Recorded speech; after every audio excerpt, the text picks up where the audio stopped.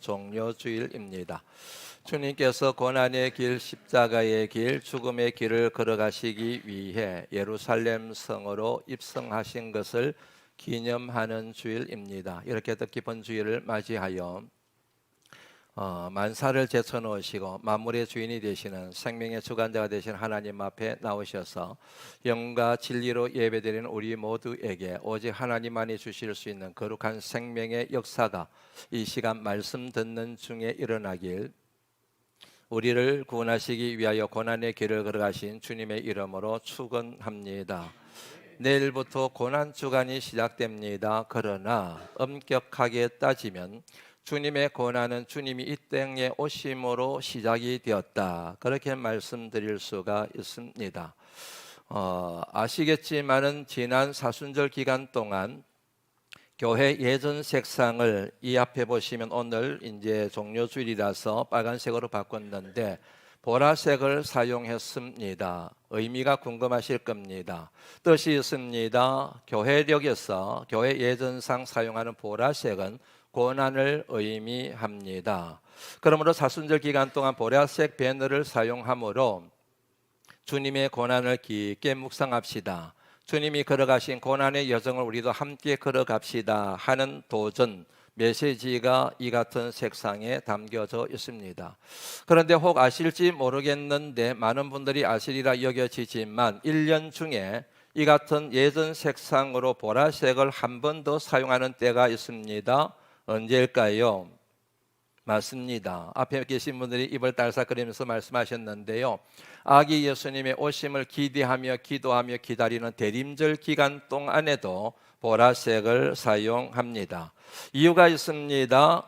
우리 입장에서 보면 주님 이 땅에 오심의 사건이 기쁨의 사건이지만 주님 입장에서 보면 하늘 영광 보좌 버리시고 인간의 몸을 입고 이 땅에 태어나시기에 고난의 사건일 수밖에 없습니다. 그리하여 우리의 입장이 아니라 주님의 입장에서 고난을 의미하는 보라색을 대림절 기간에도 사용하게 되었습니다. 그럼에도 불구하고 앞서 말씀드린 것처럼 광고 시간에 말씀드린 것처럼 내일부터 일주일간을 일러서 고난주간이라고 그렇게 얘기를 합니다. 여기에는 이유가 있습니다. 주님의 고난의 절정인 죽음을 향하고 있기 때문입니다. 다시 말씀드립니다. 내일부터 시작되는 일주일간을 고난주간이라고 말하는 이유는 주님의 고난의 절정인 십자가 죽음을 향하고 있기 때문입니다. 이 같은 주님의 고난과 죽음과 깊게 연결되어 있는 사람이, 관련되어 있는 사람이 있습니다. 그 사람이 여러분들이 너무너무 잘 아시는 빌라도 총독이었습니다. 빌라도 총독, 그는 여러분 로마 제국 2대 황제였던 티베리우스라는 사람이 통치하고 있을 때의 군인이었습니다. 그러던 사람이 영전되어 유다의 총독으로 부임하여 주후 26년부터 36년까지 10년간, 26년부터 36년입니다. 주후 30년에 예수님의 십자가 사건이 있었지 않습니까? 이 같은 기간 동안 죄를 했던 사람이 바로 빌라도 총독이었습니다. 여기서 그는 예수 그리스도를 의미합니다. 그는 성령으로 잉태되어 동정녀 마리아에게서 나시고 본디오 빌라도에게 고난을 받아 십자가에 못 박혀 죽으시고 사도신경에 나오는 일부입니다. 이 같은 진술에 따르면 예수님의 고난과 십자가 죽음에 결정적인 영향을 끼친 사람이 본디오 빌라도 총독이라는 사실을 알 수가 있지요. 이것은 동시에 주님의 고난과 십자가 죽음이 사람들이 지어낸 이야기가 아니라, 혹은 전설이나 우화 같은 얘기가 아니라 구체적이고 역사적인 사건임을 이 내용을 통하여, 진술을 통하여 우리가 알 수가 있습니다. 여러분들이 이미 잘 아시는 것처럼 그 당시 종교 지도자들이 예수님을 미워했습니다. 시기였습니다. 그래서 예수님을 죽이기로 모의했습니다. 그들의 힘으로 죽일 수는 없습니다. 그 같은 사형 판결권이 본디오 빌라도 총독에게 있었기 때문입니다. 그래서 예수님을 끌고 총독 빌라도에게 가서 예수님을 죽여주십시오 라고 그렇게 요구를 하게 됩니다. 여러분들이 말씀을 통하여 이미 알고 계시는 것처럼 빌라도는 아무리 뜯어봐도, 이리 살펴보고 저리 살펴봐도 예수님에게서 죄를 찾을 수가 없었습니다. 그래서 석방시키려고 했습니다. 그럴 때마다 종교 지도자들의 사주를 받은 무리들이 이렇게 외칩니다. 십자가에 못 박으시오. 예수를 십자가에 못 박으시오. 예수를 십자가에 못 박으시오. 이런 식으로 외칩니다. 그 기세가 장난이 아닙니다. 마태복음 27장 24절 말씀 한번 보실까요? 한번 보십니다. 빌라도가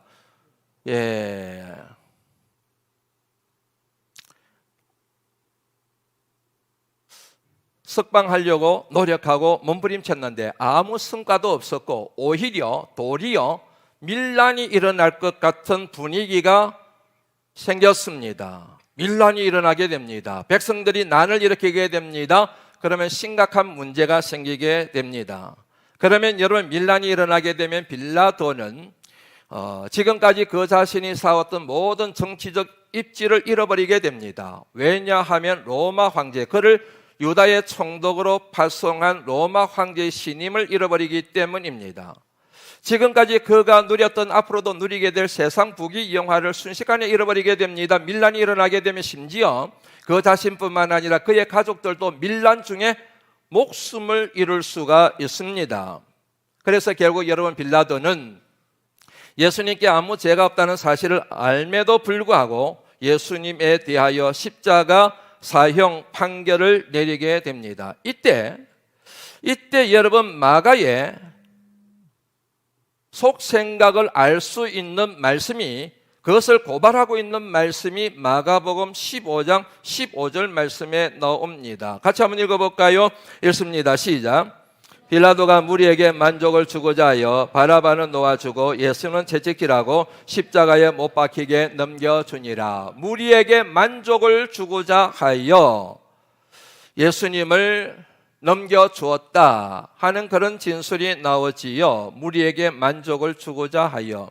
이것은 달리 말씀드리면 자기 만족을 위하여 예수님에게 사형 판결을 내렸음을 의미합니다. 왜냐하면 그렇게 판결을 내려야 종교 지도자들이 원하고 무리들이 원하는 대로 사형 판결을 내려야 살 수 있기 때문입니다. 그래야 세상 부귀 영화를 누리며 살 수 있고 자신의 정치적 야망을 이루며 살 수 있기 때문입니다.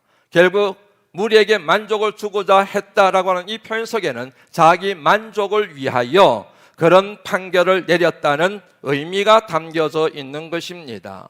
이 같은 사실을 통하여 본디오 빌라도는 옳고 그름에 대해서는 하등에 관심이 없는 사람이었음을 우리가 짐작할 수가 있습니다. 그에게 있어서 판단과 결정의 기준은 옳고 그름이 아닙니다. 그에게 있어서 모든 판단과 결정의 기준은 자기 유익입니다. 아무리 옳은 것이라 하더라도 자기에게 유익이 되지 않습니다.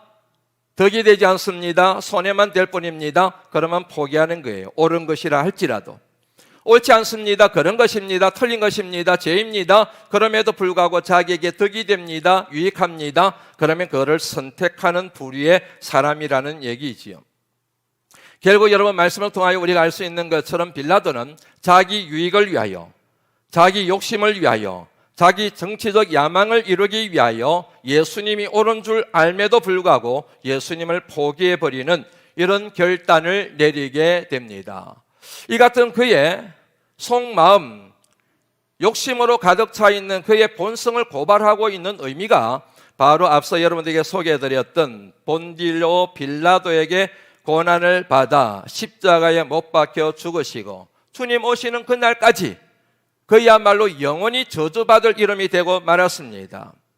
자신의 욕심을 채우기 위하여, 세속적인 욕망을 채우기 위하여 예수님을 쉽게 포기하는 사람의 대명사가 바로 빌라도임을 이 사도신경의 말씀을 통하여 우리가 정리를 할 수가 있게 됩니다. 이 같은 말씀이 은근히 은연중 담겨있는 내용이 오늘 본문 말씀에는 한 구절로 딱 정리가 되어 있습니다. 28절 말씀입니다. 같이 한번 읽어볼까요? 읽습니다. 시작. 하나도 찾지 못하였으나 빌라도에게 죽여달라 하였으니, 지금까지 제가 설명드렸던, 말씀드렸던 모든 내용들을, 이 복잡했던 내용들을 사도 바울은 오늘 말씀 한 구절을 통하여 딱 정리했습니다. 그런데 이 말씀을 가만히 뜯어보시면 아시겠지만은 누가 그랬는지, 누가 빌라도에게 예수님을 끌고 와서 예수님을 죽여달라고 요구했는지 주어가 빠져 있어요. 우리말 성경에 주어가 빠져 있습니다. 누가 그랬을까요? 27절 말씀 보시겠습니까? 27절 말씀에 보면은 예루살렘 사람들이라는 표현이 나옵니다. 그리고 관리들이라는 표현이 나옵니다. 누군지 감이 잡히시지요? 그 다음에 26절 한번 보시겠습니까? 형제들이 나옵니다. 왜 형제들이라는 표현을 사용했느냐면 그 뒤에 나오는 아브라함의 후손이라는 표현이 나오지요. 그리고 하나님을 경외하는 사람들이 나옵니다. 한마디로 말씀드리면 예수님을 죽여달라고 빌라도에게 청한 사람이 몇몇 종교 지도자들만이 아니라 이스라엘 전 공동체가 그 같은 생각을 가지고 있었음을 하나님께서는 사도 바울의 설교를 통하여 지금 고발하고 있는 측면이 이 말씀 속에 담겨져 있다는 얘기입니다. 이 같은 여러분 사실이 선명하게 드러난 설교가 있습니다. 그 설교가 누구의 설교냐면은 바로 베드로의 설교입니다. 베드로의 설교를 자세히 들여다보면은 제가 방금 말씀드렸던 모든 사람들이 다 예수님을 죽이는 일에 관여했고 결국에는 모든 사람들이 예수님을 죽였다고 선언하고 있는 그런 직접적인 진술을 베드로의 설교에서 우리가 발견할 수가 있습니다. 사도행전 2장 23절 말씀 한번 보시겠습니까? 그런 내용이 나오죠. 베드로의 설교입니다. 너희가 법 없는 자들의 손을 빌려 못 박아 죽였으나, 여기에서 법 없는 자들의 손을 빌려를 묶어버리게 되면은 어떻게 진술이 됩니까? 너희가 못 박아 죽였다, 이렇게 되는 것이지요. 더 심플하게 고백합니다. 선언합니다. 36절 말씀입니다. 너희가 십자가에 못 박으니 예수, 너희가 십자가에 못 박아 죽인 예수. 3장 14절 15절 말씀입니다. 너희가 생명의 주를 죽였도다, 너희가 생명의 주를 죽였도다. 4장 10절 말씀입니다.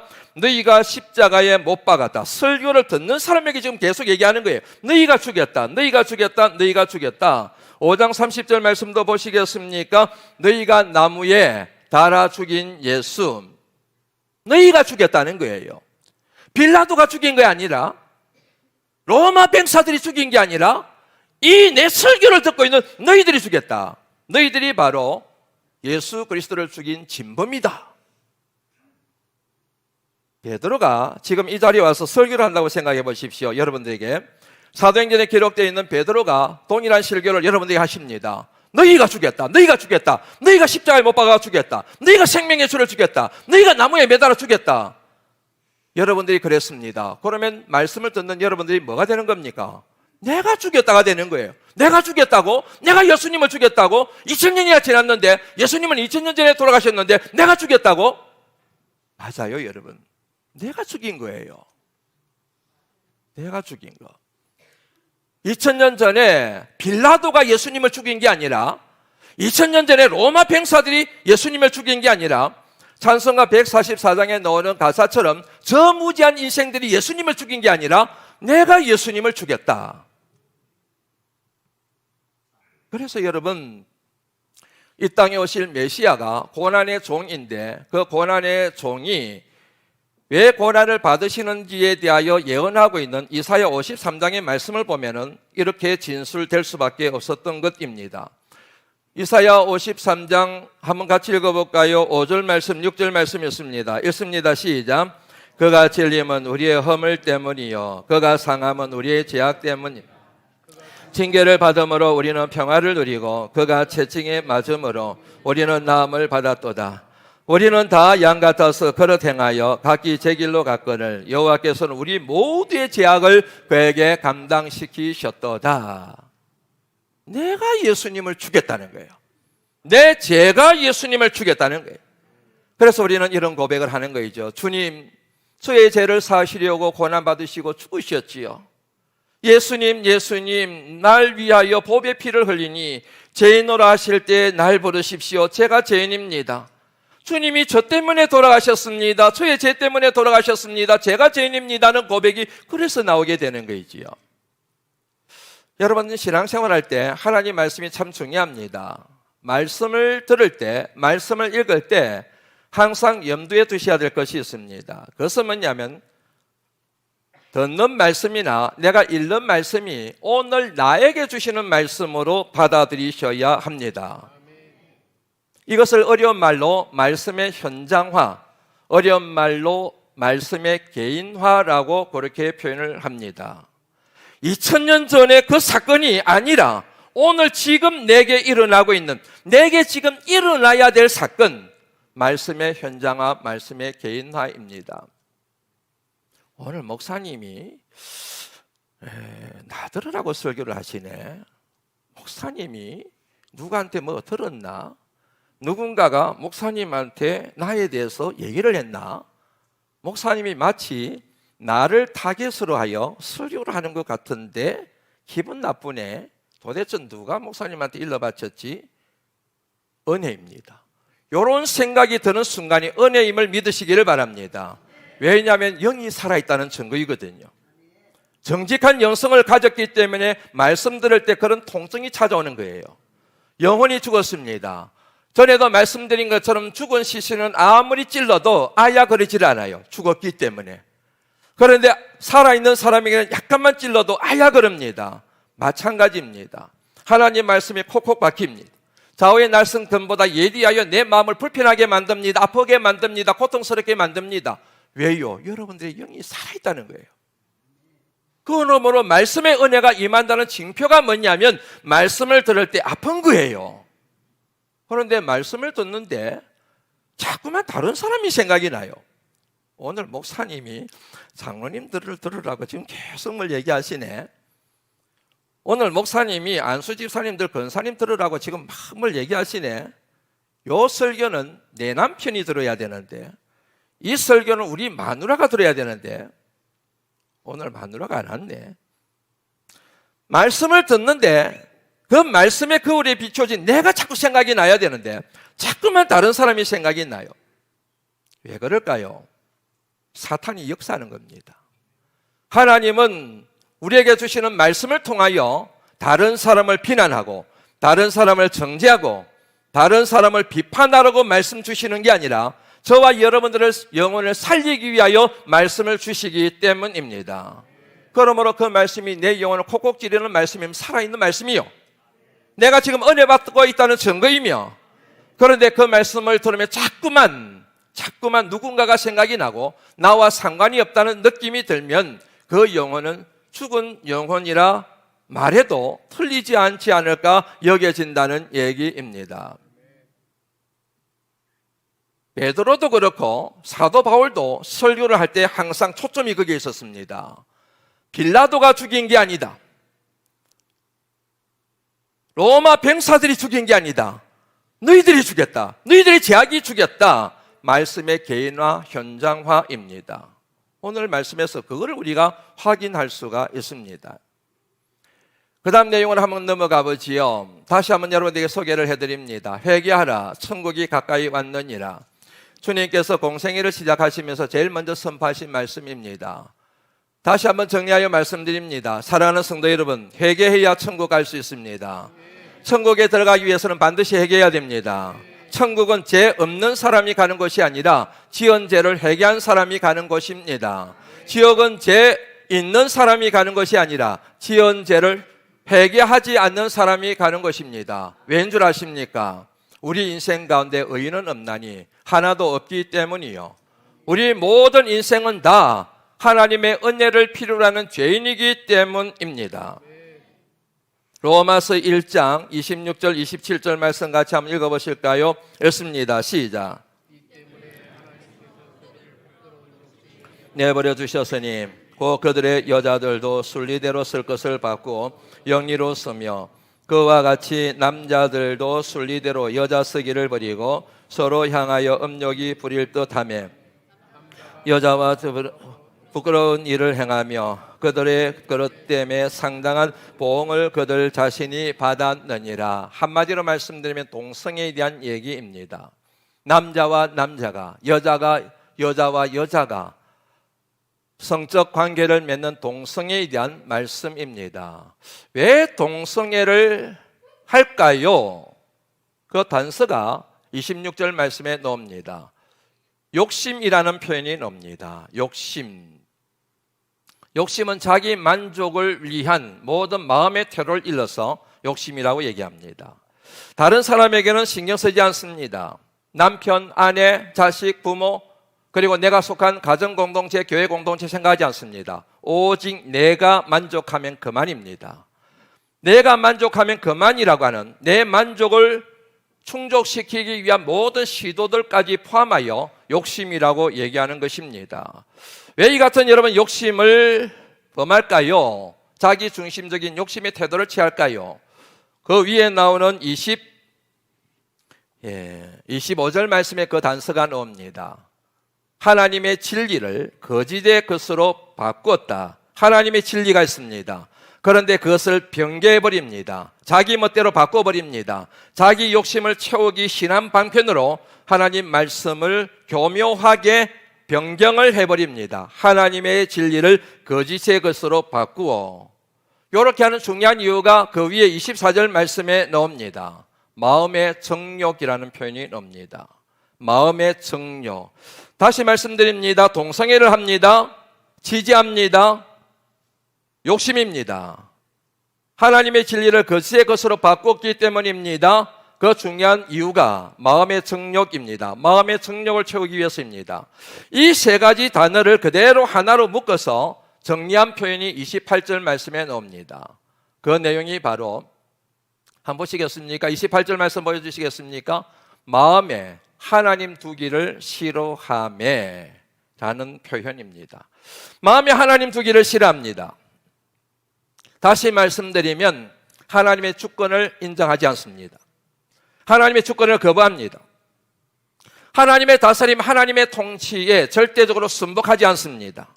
내 인생의 주인이 내가 되어서 내 마음대로 살아가고자 하는 그 같은 태도를 일러서 마음에 하나님 두기를 싫어하며 그렇게 정리하면 될 것 같습니다. 한마디로 말씀드리면 불신앙입니다. 그러므로 이 말씀의 맥락상 동성애는 불신앙의 결과입니다. 다시 말씀드립니다. 하나님 말씀에 의하면 동성애는 불신앙의 결과입니다. 그러므로 동성애는 하나님의 말씀에 따르면 죄입니다.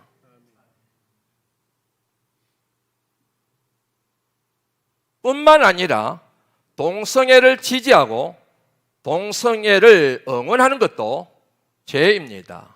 나중에 로마서 1장 32절 말씀을 보시면은 그 사실을 우리가 명확하게 정리를 할 수가 있습니다. 그럼에도 불구하고 저와 여러분들은 이 같은 죄를 범하는 사람에 대하여 불쌍히 여기는 마음을 가져야 될 줄로 믿습니다. 불쌍히 여기며 긍휼히 여기며 그들의 잘못된 것을 깨닫고 하나님 앞으로 돌아올 것을 위하여 기도하는 사명이 저와 여러분들에게 있는 줄로 믿습니다. 하나 더 정리를 해야 됩니다. 방금 전에 마음에 하나님 두기를 싫어하는 사람이 짓는 죄 가운데 하나를 동성애로 지금 언급이 되었습니다. 그런데 여러분, 마음에 하나님 두기를 싫어하는 사람들에게 동성애의 죄만 있는 것은 아닙니다. 28절 말씀부터 32절까지 말씀 쭉 같이 한번 읽어볼까요? 읽습니다. 시작.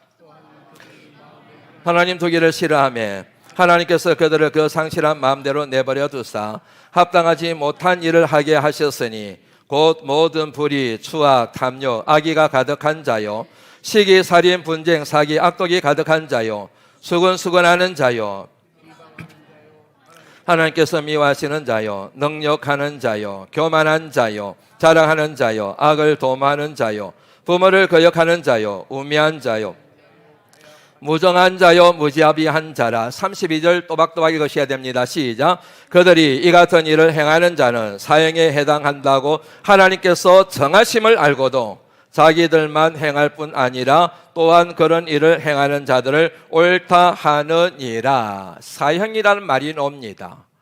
이 사형에 해당되는 죄의 목록이 위에서 21가지가 언급되었습니다.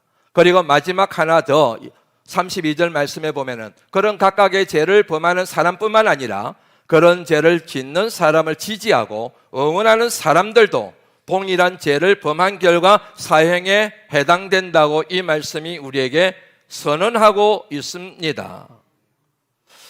이 말씀을 여러분 다시 한번 가만히 보시겠습니까?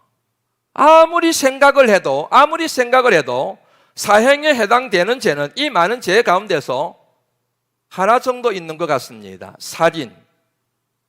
우리나라에서는 살인의 죄를 범해도 웬만해서는 사형에 언도하지 않는 것 같습니다. 그런데 이렇게 저렇게 생각을 해도 이 22가지 죄악 가운데서 사형에 해당되는 죄, 여러분들 생각에는 있다고 여겨주십니까?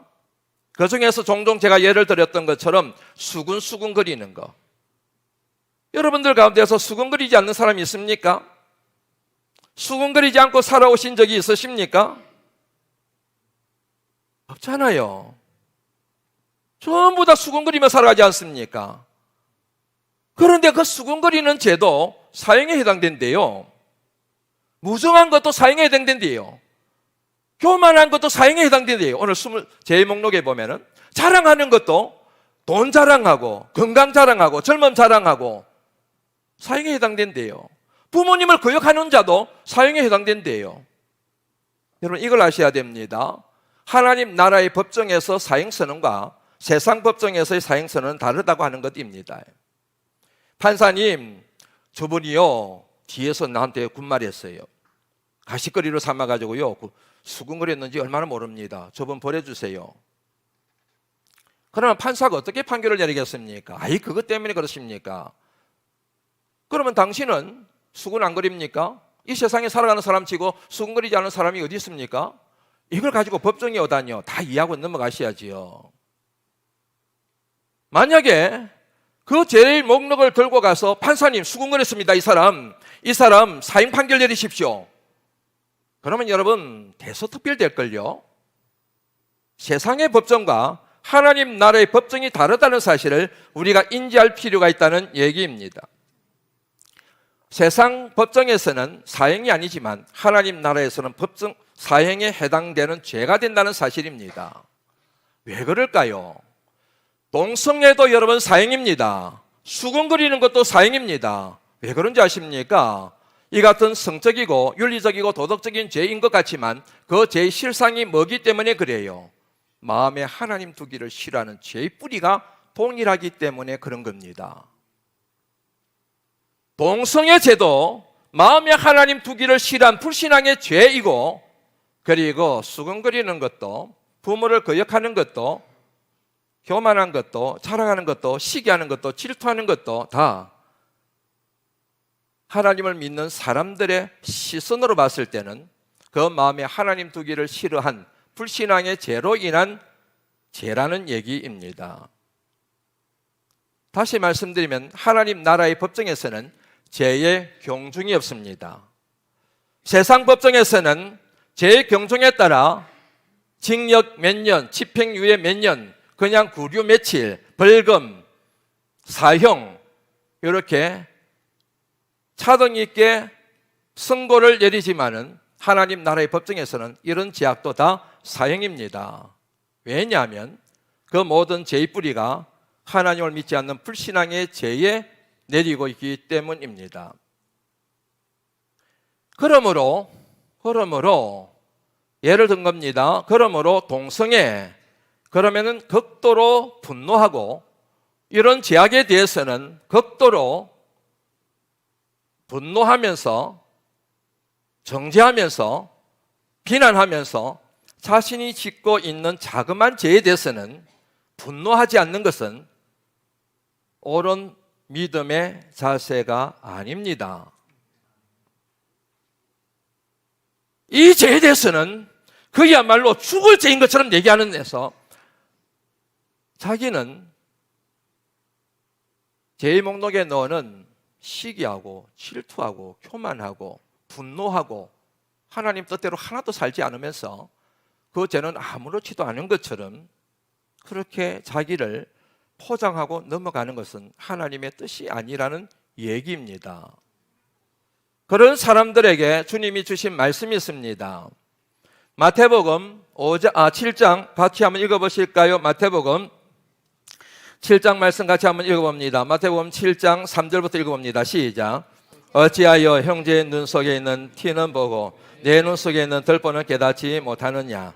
보라, 내 눈 속에 들보가 있는데 어찌하여 형제에게 말하기를 나로 내 눈 속에 있는 티를 보게 하라 하겠느냐. 외식하는 자여, 먼저 내 눈 속에서 들보를 빼어라. 그 후에야 밝히 보고 형제의 눈 속에서 티를 빼리라. 좀 더 심한 말씀 한번 읽어볼까요?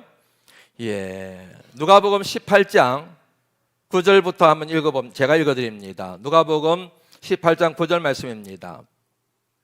이렇게 시작이 됩니다. 또 자기를 의롭다고 믿고 나는 어려워, 나는 하나님 잘 믿어, 나는 동성애 같은 죄 절대 안 지르지, 나는 그런 흉측한 죄 안 질러, 그러면서 자기 스스로를 어렵다고 믿고 그 같은 의로운 생각을 가지고 그 시선을 가지고 다른 사람을 막 멸시하는 사람, 다른 사람의 죄에 대해서는 끊임없이 비난하고 정죄하는 사람, 그런 사람들에게 이 비유로 말씀하시되 이렇게 되는 겁니다.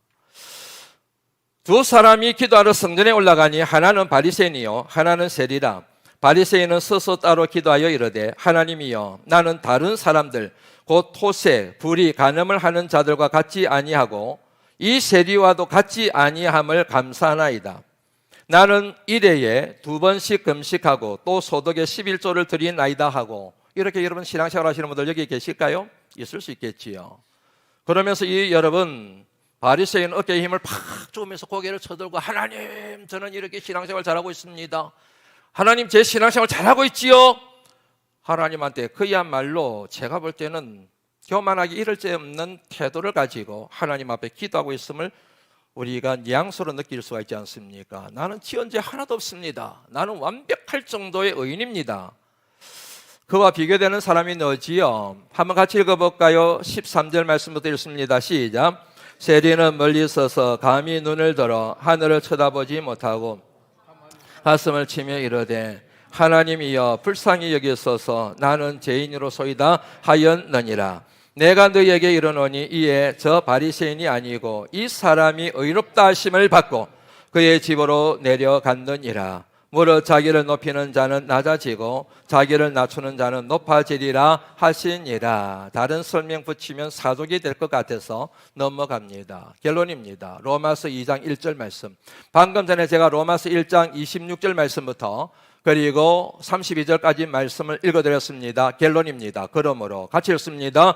로마서 2장 1절 말씀입니다. 시작. 그러므로 남을 판단하는 사람아, 누구를 막론하고 내가 핑계하지 못할 것은 남을 판단하는 것으로 네가 너를 정죄함이니 판단하는 내가 같은 일을 행함이니라. 여러분께서 신앙생활 해가시고 신앙의 여정을 걸어가실 때 항상 조심하고 또 조심하고 경계하고 또 경계해야 될 것이 하나 있습니다. 그것은 바로 의인의식입니다. 나는 의인이라고 생각하는 의식입니다. 나는 아무런 죄가 없다고 생각하는 것입니다. 주일 예배 열심히 참석하고 11조 헌금하고 좀 착하게 살고 봉사생활 좀 한다고 마치 나는 굉장한 의인이 된 것처럼 착각하지 않도록 조심해야 된다고 하는 사실입니다. 내가 항존이요 목사이기 때문에 날마다 말씀을 묵상하고 방언 기도하기 때문에 내가 의인인 것처럼 스스로를 속여서는 안 된다는 얘기입니다. 의인의식은 여러분 교만의 극치입니다. 이 같은 의인의식에 사로잡힌 사람들은 자기 자신의 죄악에 대해서는 언제나 반응을 하지 않습니다. 의인의식에 사로잡힌 사람은 자기 자신의 죄에 대하여 민감하고 민첩하게 반응하지를 않아요. 그런데 다른 사람의 죄악에 대해서는 얼마나 민감하게 반응하는지 모릅니다. 얼마나 냉정하게, 얼마나 잔인하게 반응하는지 모릅니다. 죄지었어! 저 사람 하나님 앞에 죄지었어. 그래서 벌 받은 거야. 그런 사람들을 주님이 얼마나 미워하시고 그런 사람들에 대하여 얼마나 분노하시는지를 방금 나눴던 말씀을 통하여 알 수가 있습니다. 외식하는 자여, 회칠한 무덤이여, 독사의 자식들아. 그런 사람들이 주님으로부터 받은 이름입니다. 왜 그런 일이 생길까요? 왜 신앙의 연수가 늘어날수록 우리는 자꾸만 의인의식에 사로잡혀서 그렇게 나는 신앙생활 제대로 하고 있는 것처럼 여기며 높은 자리에서 신앙이 약한 분들을 비난하고 정죄하는 일에 이골이 난 이 같은 왜곡된 신앙생활을 하게 되었을까요? 요한일서 1장 9절 말씀 같이 한번 10절 말씀 같이 한번 읽어보시겠습니다. 읽습니다. 시작. 거짓말하는 이로 만드는 것이니 또한 그의 말씀이 우리 속에 있지 아니하니라. 나는 죄짓지 않았습니다. 이 정도 수군거리는 건 뭐 자신의 죄를 인정하지 않습니다. 자신의 죄를 깨닫지 않습니다. 왜요? 그 이유가 뭐라고요? 이 말씀 다시 보여주시겠습니까? 그 속에 그 심령 가운데 하나님 말씀이 없다는 거예요. 비수 같은 하나님 말씀이 그 심령에서 살아 꿈틀꿈틀거리고 활력 있게 움직이게 되면 절대로 할 수 없는 그런 뭐냐면 생각을 말씀이 없기 때문에 한다는 얘기예요. 전에도 말씀드렸던 것처럼 사도 바울이 다메섹 도상에서 예수 그리스도를 만났습니다. 만나고 난 뒤에 복음을 전하는 사도가 되었습니다. 그리고 그는 이렇게 자신에 대하여 자의식을 가지고 선언했습니다. 나는 사도 중에 지극히 작은 자라. 한마디로 말씀드리면 나도 사도다 이랬습니다. 몇 년의 시간이 지나고 난 뒤에 그의 자의식이 변화됩니다. 모든 성도 중에 지극히 작은 자보다 더 못한 사람이라고 자기를 확 낮추게 됩니다. 그러다가 죽기 얼마 전에는 뭐라고 고백을 하느냐 하면은 나는 죄인 중에 괴수입니다. 왜요? 그가 그동안 죄를 많이 지었기 때문입니까? 아니요.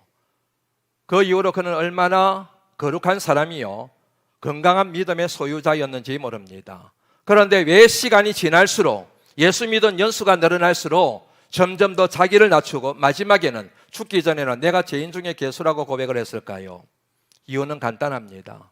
시간이 지나고 세월이 지나며 주님을 가까이 한 만큼 말씀을 더 깊게 깨달은 만큼 자신이 인정하지 않고 있던 죄가 죄임을 알게 되었기 때문이요. 이거는 죄가 아니라고 내가 항변했는데 그게 바로 죄임을 자기가 차인하게 되었다는 얘기입니다. 어두운 데서는 자기 모습을 잘 몰라요. 그런데 밝은 빛으로 가게 되면 자기 모습을 그대로 알게 됩니다.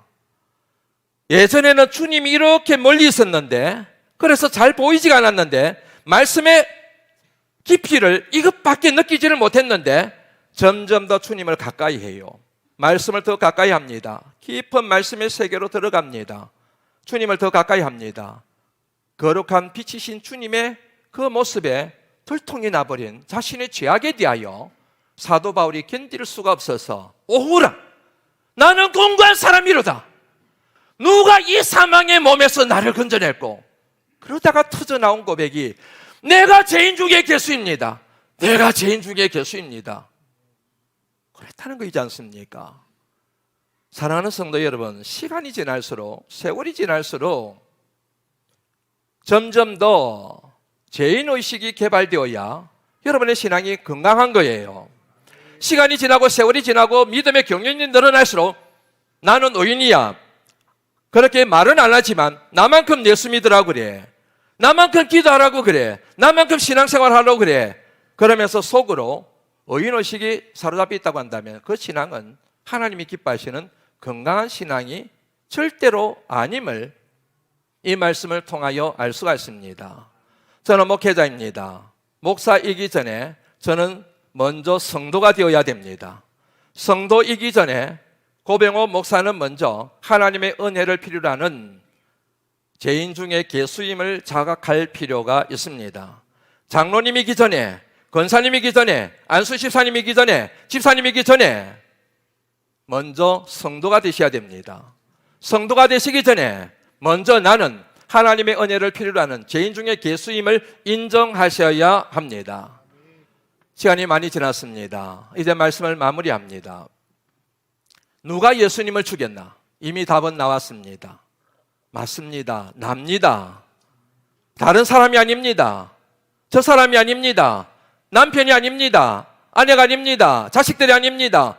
목회자들이 아닙니다. 장로님들이 아닙니다. 내가 바로 예수님을 죽인 진범입니다. 그리할 때에 저와 여러분들이 이 같은 고백을 가질 그때에 십자가를 붙들게 되고 십자가를 붙들 그때에 진짜로 부활의 은혜와 부활의 감격과 부활의 능력이 여러분들 삶 가운데 나타나게 될 줄로 믿습니다. 오늘 함께 불렀던 찬양입니다. 인내하신 구세주여 내 말 들으사 제노라 하실 때 날 부르십시오. 주여 주여 내가 비오니 제발 제노라 하실 때 날 부르십시오. 그런데 우리는 여러분 제노라 하실 때 하나님 남편 때문에 우리 가정이 이렇습니다. 아내 때문에 내가 너무 힘듭니다. 자식 때문에 우리 가정에 기쁨이 없습니다. 부모님 때문에 우리 가정이 이렇게 무너지고 있습니다. 하나님 교인들 때문에 우리 교회가 부흥이 안 됩니다. 목사님 때문에 내가 너무 시험을 받습니다. 이런 모든 마음을 다 청산하시고 주님 제가 바로 죄인입니다. 절 받아 주시옵소서. 그렇게 하나님 앞에 간구하실 때에 구원의 역사가 나타나게 됨을 하나님께서 이 말씀을 통하여 우리에게 약속하고 계십니다. 요한일서 1장 9절 말씀을 읽는 것으로 말씀을 마무리합니다. 크게 읽습니다. 시작. 우리 죄를 자백하면 그는 미쁘시고 의로우사 우리 죄를 사하시며 우리를 모든 불의에서 깨끗하게 하실 것이요 믿으시면 아멘 하시지요. 아멘입니다. 하나님 감사합니다. 오늘 종료 주일날 하나님의 전에 부르시고 귀한 말씀을 우리에게 주심을 감사합니다. 이 말씀이 우리를 살리는 생명의 말씀인 줄로 믿습니다.